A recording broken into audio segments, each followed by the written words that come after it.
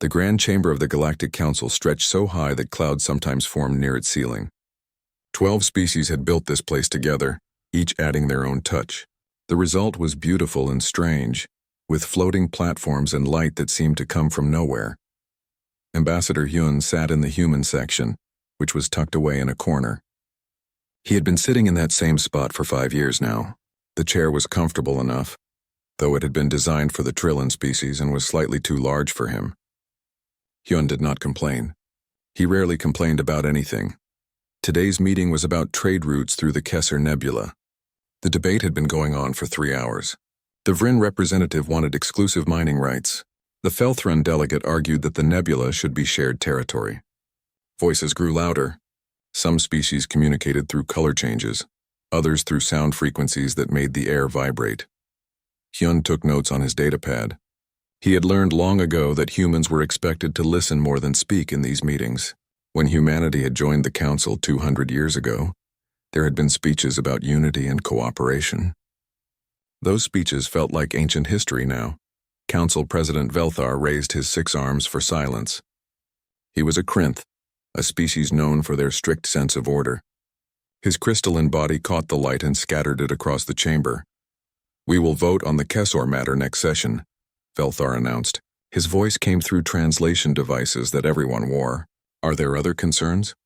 Hyun raised his hand. It took a moment before anyone noticed. "Yes, Ambassador Hyun."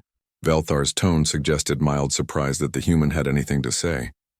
"The Outer Rim Defense Network needs reinforcement," Hyun said. He spoke clearly and simply. "Our analysis shows weak points in sectors 7 through 12. We recommend additional monitoring stations and upgraded sensor arrays." Several council members made sounds that the translation devices interpreted as laughter. "The Outer Rim has been quiet for decades," said Councillor Thexel of the Vryn. Her serpentine body coiled around her platform. "Your species worries too much about problems that do not exist. Human paranoia is well documented," added Representative Kroll of the Brenthi, his 4 eyes blinking in sequence. "Their homeworld has a history of constant warfare. They see threats everywhere." Hyun did not react to the comments. He had heard similar things before. "Nevertheless, the data suggests—" "We appreciate your input," Velthar interrupted. "But the Council's current defense systems are more than adequate. We have the military might of 12 species. What could possibly threaten us?" The matter was closed. Hyun made a note on his datapad and said nothing more. After the meeting ended, Hyun walked through the Council's massive station. He passed gardens that grew plants from 40 different worlds. He nodded to a Felthron merchant and stepped aside for a group of Trillin students who were touring the facility. He took a transport tube down to level 93, where the Human Operations Center was located. The other species had their facilities on the upper levels, closer to the Council chamber. Humans had been assigned space in the lower sections near the maintenance decks. The Operations Center was busy. Dozens of humans worked at various stations, their screens filled with data streams and system readouts. This was where the real work happened, though few outside this room knew about it. "How did the meeting go?" asked Suman, who managed the communications division. She was younger than Hyun, with sharp eyes that rarely missed details. "As expected," Hyun replied. "They rejected the defense upgrade proposal." Suman nodded. She had expected that too. "Well, we will keep monitoring the situation. If something happens, at least we tried to warn them." Hyun moved through the center, checking on different teams. At one station, Daeho was managing the FTL relay network that connected the entire Council space. The network covered thousands of light years and handled billions of messages every day. It had been designed by human engineers 50 years ago, improving on the old system that had constant failures. "Any issues?" Hyun asked. "Nothing major," Daeho said, his fingers moving across holographic controls. "Fixed a cascade error in Sector 18 this morning. The Brenthi thought it was a natural fluctuation. They never checked the diagnostic logs."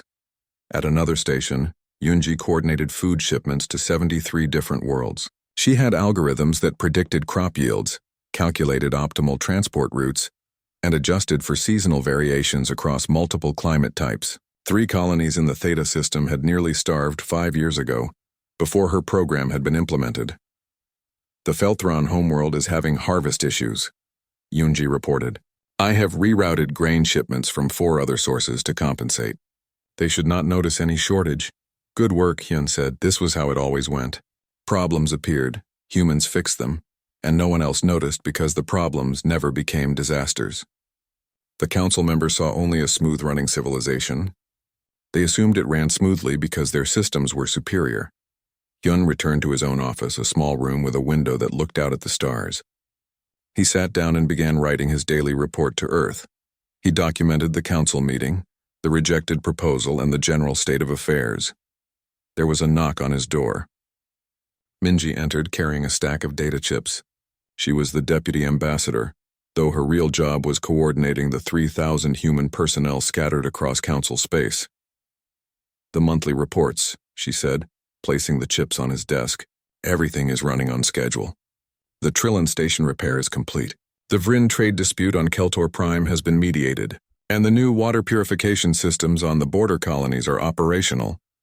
Hyun picked up one of the chips and scrolled through the information. Humans had overseen the construction of 17 new stations in the past year. They had mediated 42 disputes between different species. They had upgraded power systems, improved medical facilities, and maintained infrastructure across hundreds of worlds. None of this work was glamorous. None of it received recognition. But all of it was necessary. How is morale? Hyun asked. Minji considered the question. People are tired. We work hard and we are treated like we are invisible. Some are asking why we stay. Hyun had been asking himself the same question lately. When humanity had joined the council, there had been hope that they would find equals among the stars. Instead, they had found employers who did not appreciate their employees. Tell them we stay because someone has to do the work, Hyun said. And we do it well. Minji nodded and left. Hyun turned to his window and looked at the stars. Somewhere out there was Earth, home to billions of humans who believed the Galactic Council was a partnership of equals. They believed humanity had a voice that mattered. Hyun knew better. He had learned the truth over 5 years of sitting in that too large chair, speaking into the silence, watching his warnings be dismissed. Humans were not partners in the Galactic Council. They were janitors, mechanics, and mediators. They were the people who fixed things when they broke and prevented them from breaking in the first place. And as long as everything worked, no one cared who made it work. Hyun returned to his reports, documenting another day in the life of a civilization that did not know how much it depended on those it ignored. The emergency session was called with only 6 hours' notice. Hyun received the message while reviewing maintenance schedules for the outer colonies. Emergency sessions were rare. The last one had been 3 years ago when the Trillin and Brenthi had nearly gone to war over a mining accident. When Hyun entered the council chamber, the atmosphere was tense. The usual casual conversations before meetings were absent. Representatives stood at their platforms in silence. Hyun took his seat and waited. Council President Velthar called the session to order. We are here to address a serious accusation. Councillor Thexal has brought charges against the human delegation. Hyun felt his chest tighten, but his face remained calm.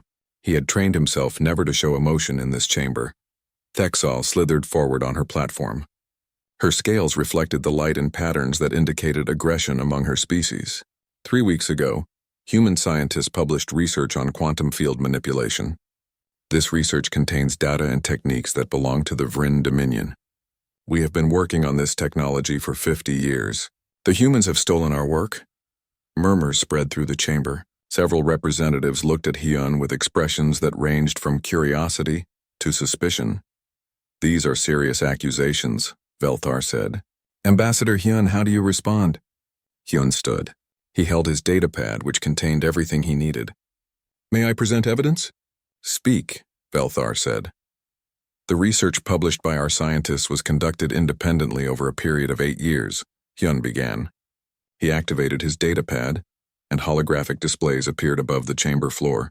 Here is our initial proposal, filed with Earth Science Council 12 years ago. Here are progress reports from years 4, 6, and 8, and here are the final results that were published 3 weeks ago. The displays showed timestamps, research notes, and experimental data. Everything was documented and dated. Furthermore, Hyun continued, our research actually predates the Vrin work by 3 years. This timeline shows when the Vrin first filed their quantum field research with the Council archives. Our initial proposal was submitted 3 years before that date. The evidence was clear and organized. Hyun had learned to keep perfect records because the council rarely gave humans the benefit of doubt. Thexal hissed. These documents could be falsified. Humans are known for their deception. The timestamps are verified by independent chronometric systems, Hyun said. The same systems the council uses for all official records. If you doubt them, you doubt your own record-keeping. Velthar studied the displays for a long moment. Several other council members did the same. The evidence was solid. Any fair analysis would conclude that humanity's research was legitimate. The evidence seems to support the human position, said Representative Kroll of the Brenthy. But Thexal was not finished. Even if their research was independent, they should have consulted with us before publishing. The Vryn have expertise in this field. The humans showed disrespect by not seeking our guidance. There is no council rule requiring such consultation, Hyun replied. Each species is free to conduct and publish research independently. That has always been council policy. Perhaps that policy needs revision, Thexal said. She looked around the chamber, making eye contact with several representatives. The humans are a junior species. They have been part of the council for only 2 centuries.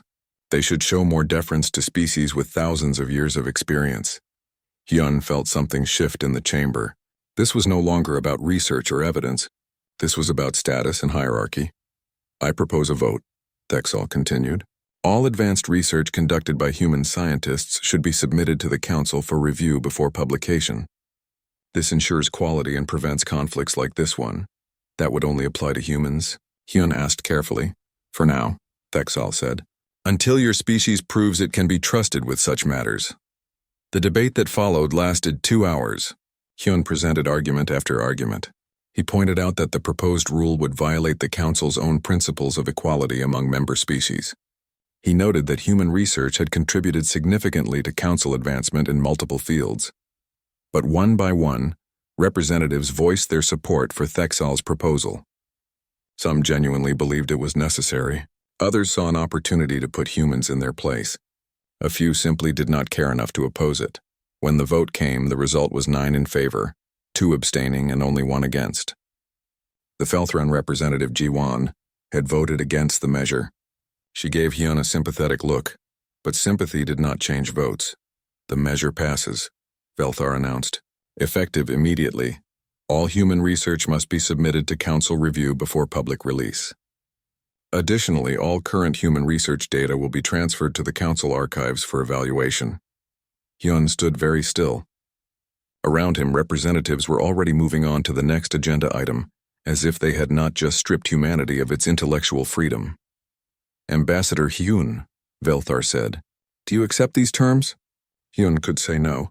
He could argue further. But he knew it would change nothing. The council had made its decision. I request a 30-day recess to consult with my government, Hyun said.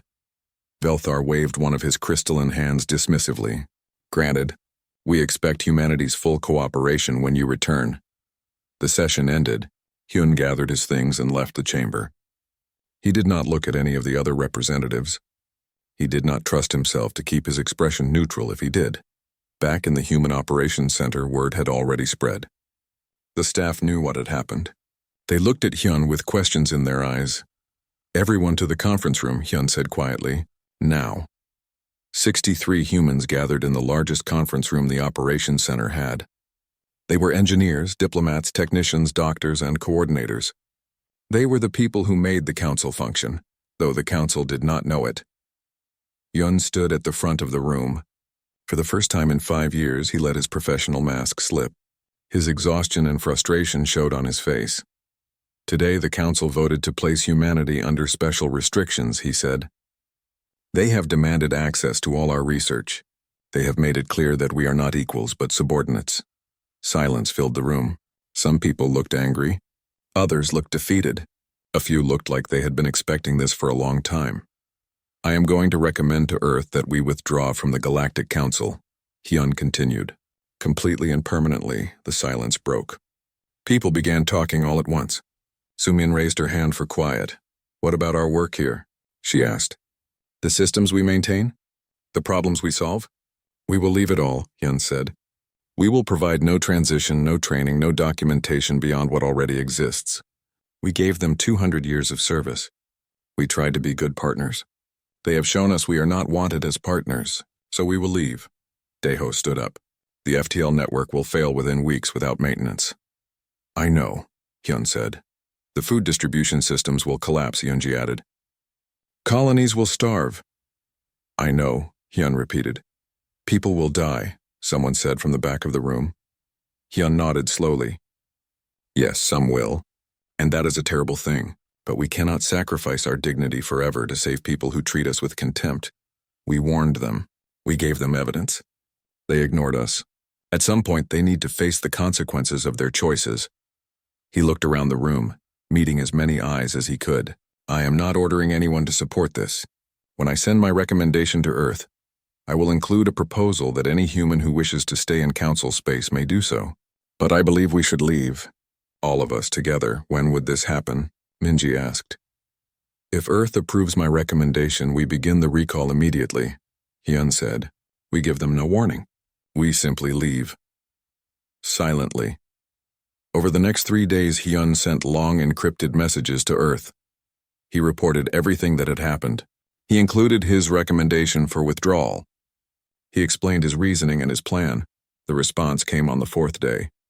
It was from Earth's Diplomatic Council, signed by the Secretary of External Affairs. The message was short.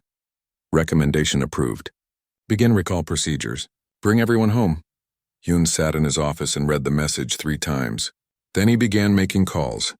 Within an hour, every human in Council space received the same message through secure channels. We are going home. Request immediate leave from your current posting.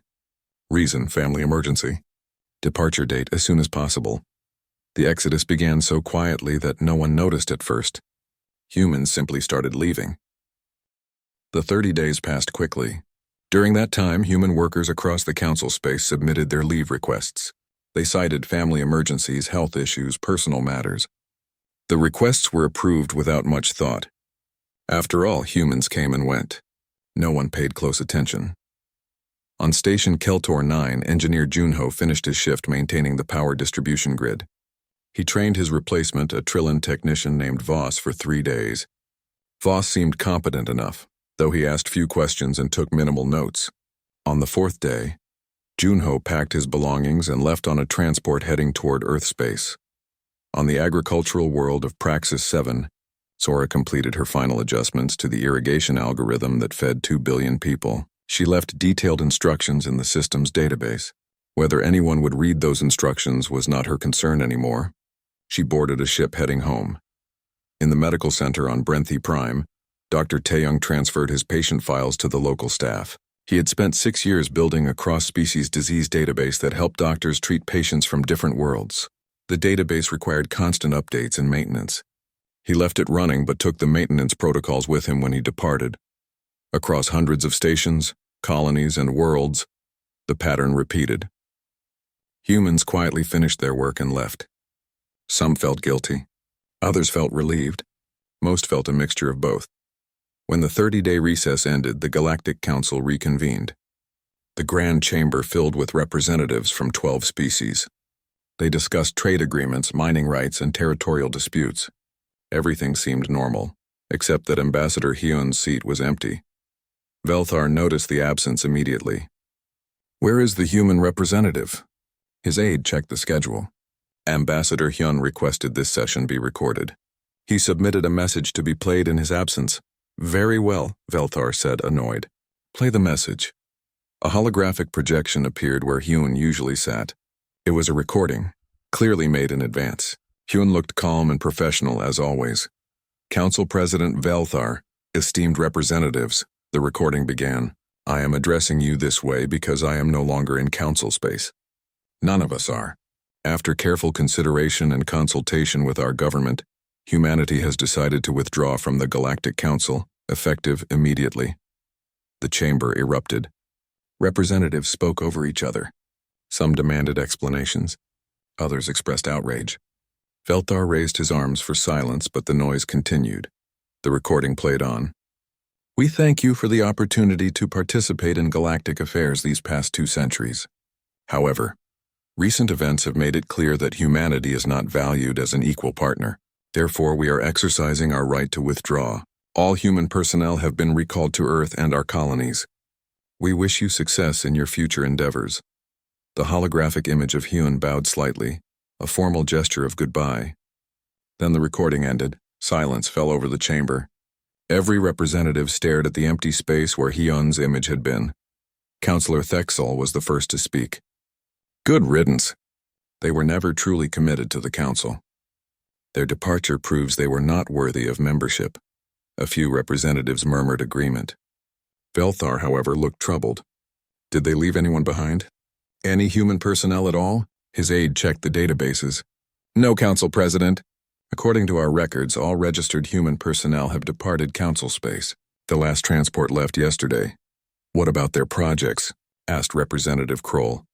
Did they leave transition documentation? The aide checked again. There are standard operation manuals and some technical documents in the archives.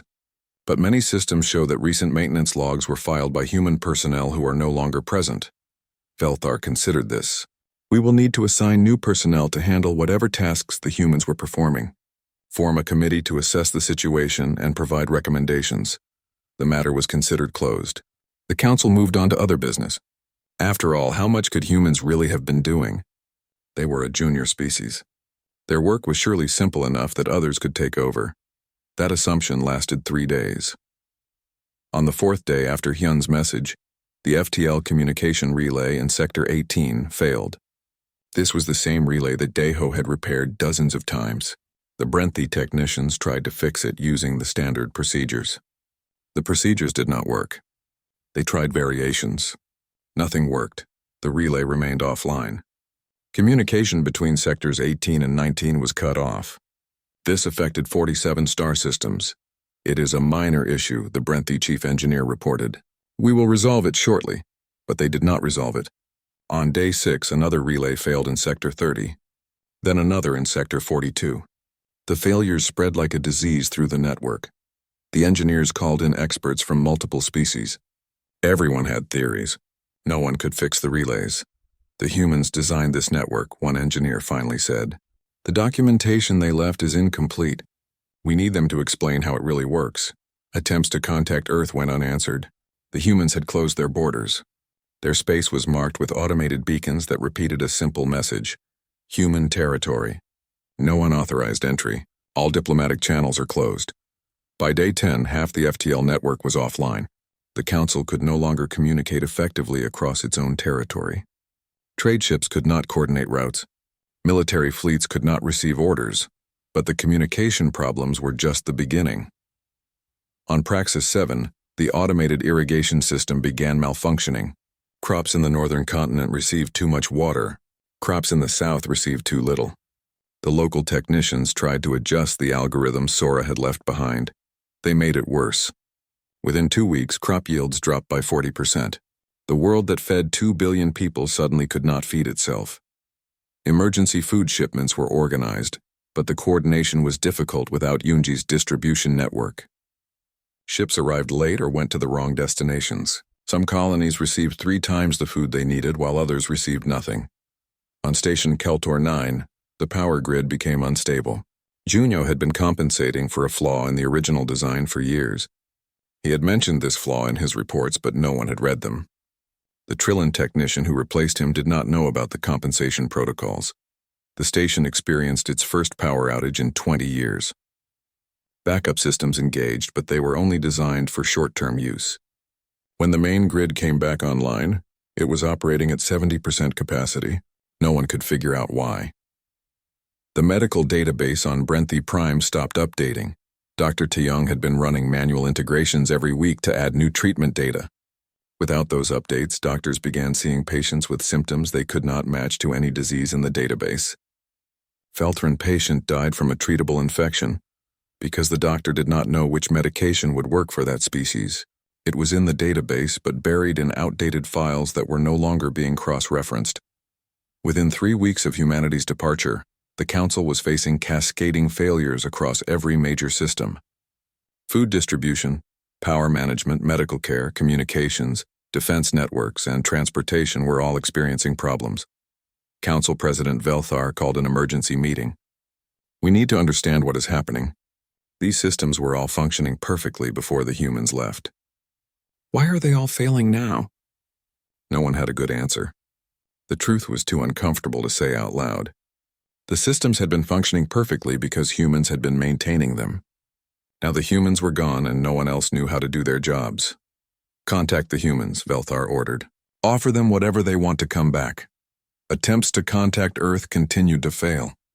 The automated beacons did not respond to hails. Human space was locked down completely. Representative Jiwan of the Feltran spoke up. Perhaps we should consider why they left.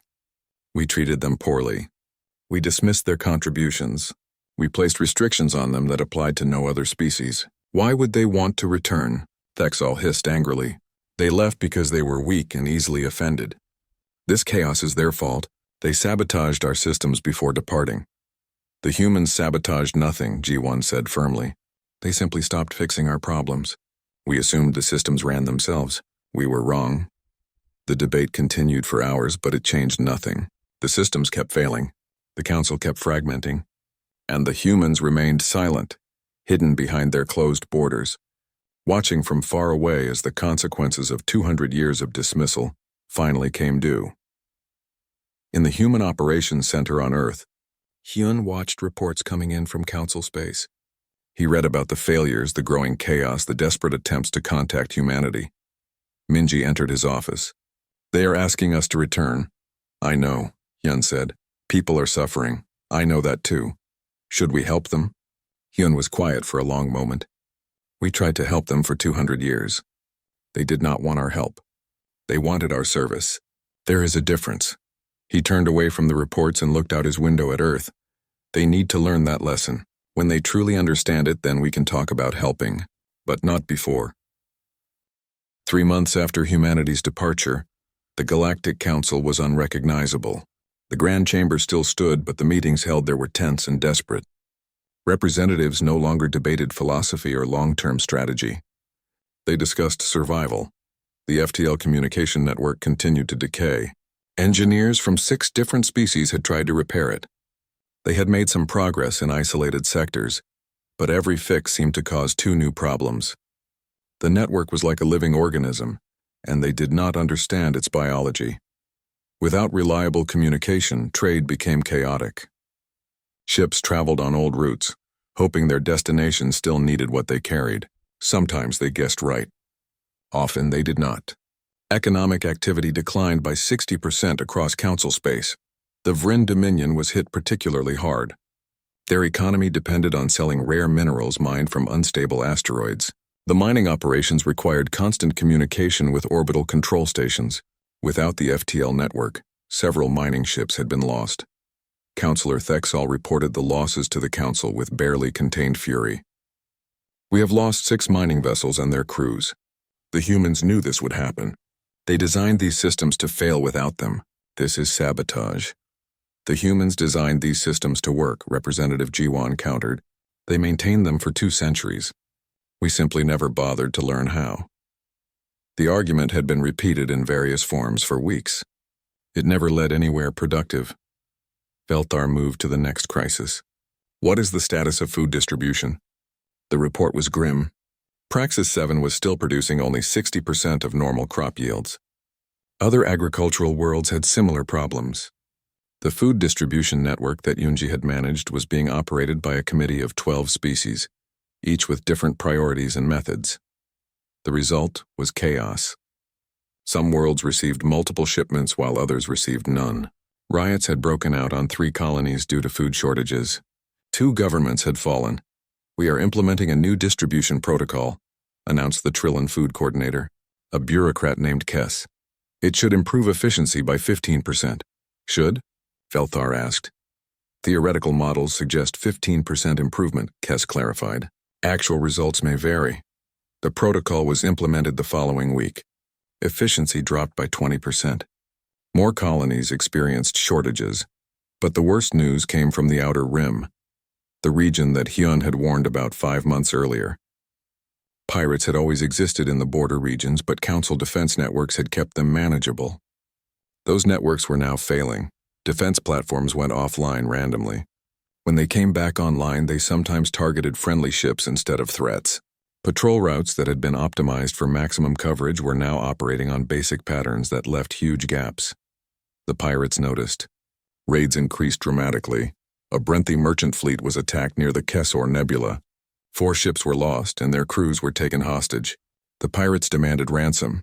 The Council authorized a military response, but coordinating a multi-species fleet without reliable communication was nearly impossible. By the time the fleet arrived, the pirates were gone.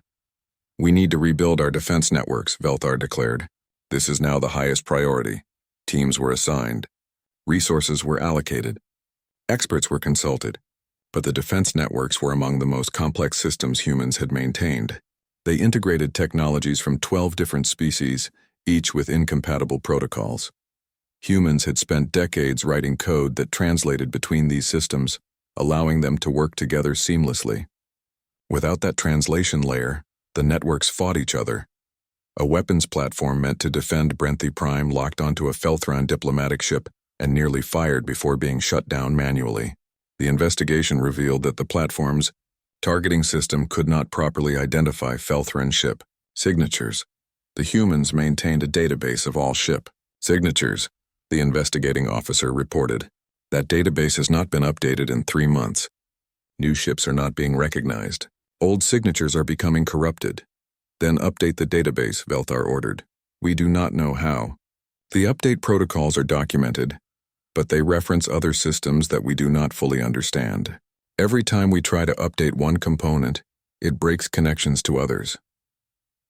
While the Council struggled with these massive problems, smaller crises multiplied. Medical facilities across Council space were struggling without Dr. Taeyong's cross-species database. A plague broke out on the Feltron homeworld. The disease was similar to infections that had been successfully treated before, but the medical staff could not find the treatment protocols in the poorly organized database. By the time they manually researched a cure, 15,000 Feltrons had died. Station Keltor 9 experienced 3 more power outages. Each one lasted longer than the last. The station's population began evacuating. A facility that had housed 2 million people for 50 years was being abandoned because no one could keep the lights on. Representative Kroll brought the station crisis to the Council. "We need human engineers. They built this station. They know how to fix it." "We have been trying to contact them for 3 months, Velthar said, exhaustion clear in his voice. They do not respond. "Then we send ships to human space," Kroll argued. "We demand they help us." "Demand?" Ji-won shook her head. "They owe us nothing. We dismissed them, belittled them, and restricted them. Now we demand they save us? Why would they agree?" "Because people are dying," Thexal said. "If they have any decency, they will help." "Decency?" Ji-won's tone was sharp. "We showed them no decency when they were here. We treated them as servants. We ignored their warnings. We mocked their concerns. And now you speak of decency?" The debate grew heated. Some representatives wanted to send military ships to human space to force them to provide aid. Others recognized this would likely make things worse. A few, like Ji-won, argued that the Council needed to accept responsibility for its own failures. No consensus was reached. Instead, Velthar authorized a probe to be sent to human space. It would carry messages requesting assistance and gather information about humanity's current status. The probe was launched with high hopes. It returned 2 weeks later with shocking footage. The images showed Earth and her colonies. They were not struggling. They were thriving. Stations sparkled with light. Ships moved in organized patterns. Everything looked clean, efficient, and functional. The contrast with Council space was painful to see. The probe also carried a data packet. When opened, it displayed an itemized bill. The document was hundreds of pages long, listing every service humanity had provided during their 2 centuries in the Council: FTL network maintenance, 47,000 hours per year; food distribution optimization, 30,000 hours per year; medical database integration, 12,000 hours per year. The list continued for pages, each item precisely documented with time spent and complexity level. At the bottom was a total. The number was so large that several representatives initially thought it was an error. A note accompanied the bill. "Payment is not required. Consider it a lesson in value. We taught you to take maintenance for granted. That was our mistake. We will not make it again. If you wish to discuss future cooperation, send a formal diplomatic request through proper channels. Be prepared to demonstrate that you understand what cooperation means. The message was signed by Ambassador Minji, Hyun's successor. The council chamber was silent after the message was read. Every representative understood what they were seeing. Humanity had documented everything. They had kept perfect records of their contributions, and now they were showing the council exactly how much work had been dismissed as insignificant. We need them, Veltar finally said. Our civilization is collapsing. Pride is meaningless if our people are starving and dying. Then we must offer them something they want, Jiwon said. What do the humans want? No one knew. That was part of the problem. In 200 years of working alongside humans, the council had never bothered to ask what humanity wanted. They had assumed humans were grateful just to be included. We asked them, Velthar said. We send a proper diplomatic request as they suggested. We humble ourselves. We admit our mistakes, and we hope they are more merciful than we were. The request was drafted over 3 days. Every word was debated. It needed to acknowledge the council's failures without seeming weak. It needed to request help without demanding it. It needed to offer compensation without insulting humanity. The final message was simple. We were wrong. We need help. What would it take for humanity to consider assisting us? The message was sent through official channels. Then the council waited. The response came 1 week later. It was brief. Send a delegation to the edge of human space. Coordinates attached. Come prepared to negotiate as equals. For the first time in months, the council members felt something like hope. The humans were willing to talk. Maybe the crisis could be resolved. But some, like Jiwon, understood that everything had changed. The humans were not offering to return to the council. They were offering to negotiate. That meant humanity now saw itself as separate, independent, and equal. The council had lost more than a member species.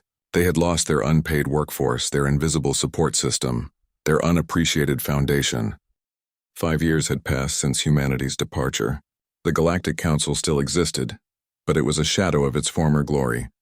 What had once been a coalition of 12 prosperous species was now a struggling alliance of 7. 3 species had withdrawn completely, choosing isolation over continued participation in a failing system. The Trillion had built walls around their territory and refused contact with anyone. The Brenthi had splintered into 3 separate governments, each blaming the others for their decline. The Krinth Velthar's own people were on the verge of civil war over resource distribution. 2 species remained in the council but barely participated. They sent representatives to meetings but offered no resources and made no commitments. They were waiting to see if the alliance would survive or collapse entirely. That left 5 active members, the Vryn, the Feltrans, and 3 smaller species that depended on the council for protection they could no longer provide. The Grand Chamber felt empty now. The floating platforms designed for 12 species seemed wasteful when only 7 were occupied. The beautiful architecture looked faded like a palace falling into ruin. Council President Velthar was still in his position, though he looked much older. His crystalline body had developed cracks that his species normally did not show until very advanced age. Leading a dying civilization had taken its toll. Today's meeting had one item on the agenda: the human question. We have delayed this long enough, Velthar said. His voice lacked the authority it once had. We need to formally request humanity's return to the council. Return? Thexel shook her head. Her scales had lost some of their shine over the years. Why would they return? They are thriving without us, it was true. Intelligence reports showed that humanity had not only survived their departure, but had prospered. They had formed something new, something they called the Commonwealth. It was not a council of equals in name only. It was a genuine partnership built on mutual respect and clear agreements. Several former council species had already joined the Commonwealth. The 3 species that had withdrawn in isolation had instead chosen to align with humanity. They had sent representatives to Earth, negotiated terms, and joined as full partners. The report said these species were recovering. Trade was returning. Systems were being repaired. Food was being distributed efficiently. Everything the Council could no longer do, the Commonwealth was doing. They will not return, Representative Jiwon said. She was one of the few council members who had maintained any credibility over the past 5 years. She had opposed humanity's restrictions from the beginning.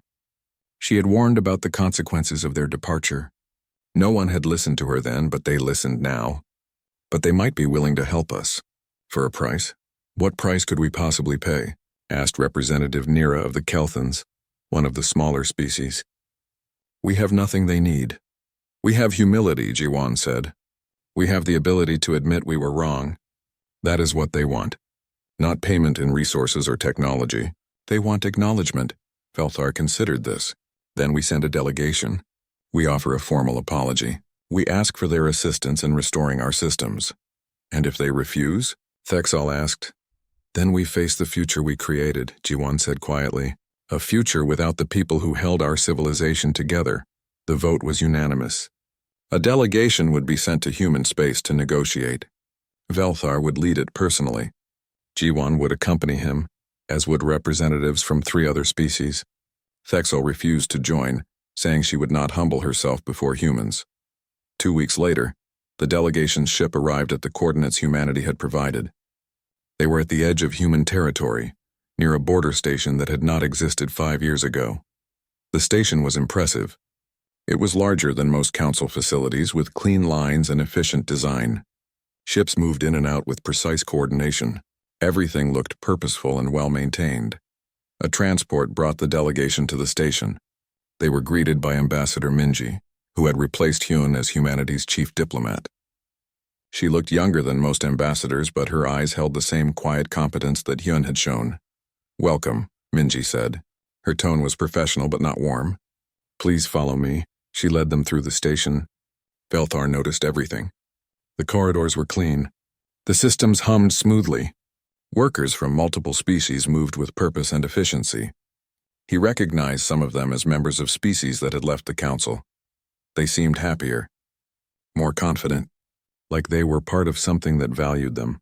The meeting room was simple and functional. A large table with comfortable chairs. Screens on the wall showing data and star charts. No grand architecture or impressive displays. Just a room designed for work. Minji sat across from the delegation. 2 other humans joined her, introduced as Senior Engineer Daeho and Logistics Coordinator Yoonji. Velthar recognized the names from reports. These were people who had maintained council systems for decades. You requested this meeting, Minji said. Please state your purpose. Velthar had rehearsed this moment many times. He had written speeches and practiced diplomatic language, but sitting across from these 3 humans knowing what the council had lost, the prepared words felt hollow. We were wrong, Velthar said simply. We treated your people poorly. We dismissed your contributions. We did not value your work or respect your dignity. We are sorry. Minji's expression did not change. Thank you for saying that. But apologies do not repair systems or feed colonies. What are you asking for? We are asking for help, Velthar continued. Our civilization is failing. Systems you maintained are beyond our ability to fix.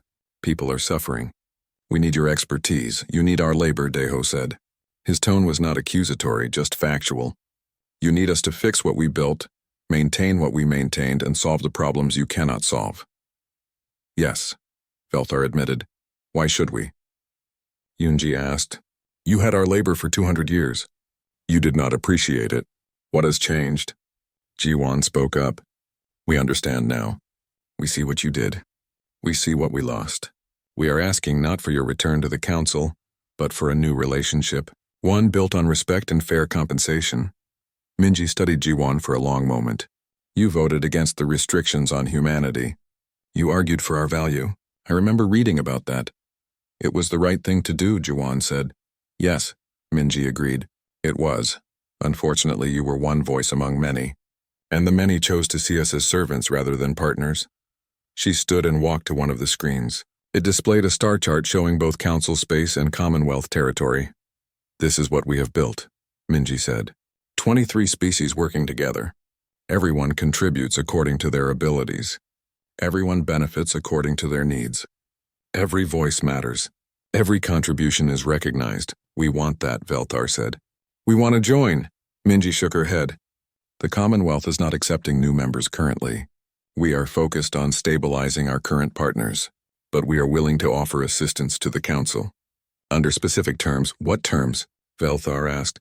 Minji returned to her seat. She activated a datapad and displayed a contract on the screens. We will send technical teams to Council space. They will repair critical systems, train your personnel, and provide ongoing consultation. This is not charity. This is a business arrangement.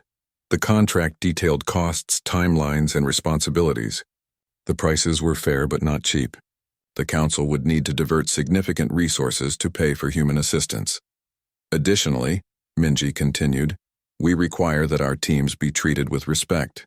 They will not be called servants or subordinates. They will be recognized as expert consultants. Their recommendations will be followed or they will withdraw.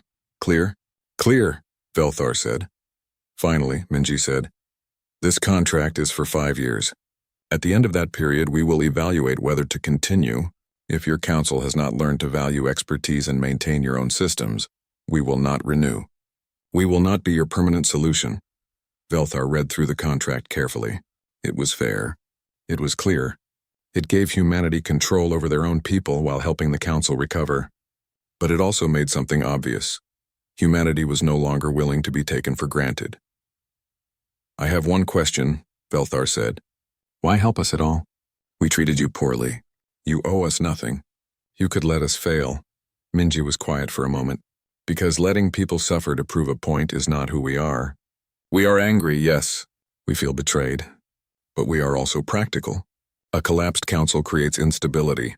Instability harms innocent people. We would rather help you recover than watch the galaxy burn. Even though we did not show you the same consideration? Jiwan asked. Especially because of that, Minji said. We choose to be better than our worst treatment. That is what separates partnership from exploitation. The delegation reviewed the contract for 2 hours. They asked questions. They negotiated some minor details. But the core terms were non-negotiable and everyone knew it. In the end, Velthar signed the contract. So did Jiwan and the other representatives. Human technical teams will arrive in council space within 3 weeks, Minji said. They will begin with your most critical systems. Communication networks, food distribution, and medical databases. We will stabilize the situation first,